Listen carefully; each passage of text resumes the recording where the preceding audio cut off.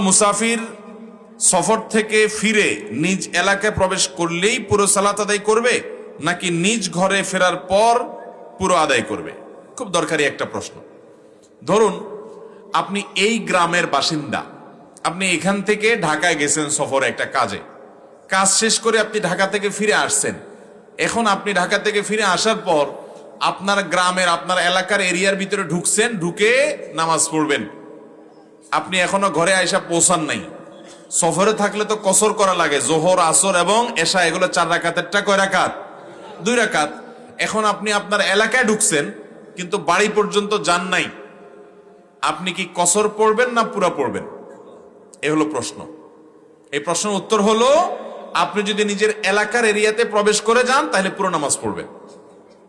কারণ আপনি এলাকার এরিয়া থেকে বাহির হইলে কসর শুরু, সফরের সুবিধা শুরু। ওই এলাকার এরিয়াতে ঢুকে গেছেন, তখন কসরের সুবিধা শেষ, আপনি পুরো নামাজ পড়তে হবে। নিজের বাড়ি পর্যন্ত গেলে পুরো নামাজ পড়বেন ব্যাপারটা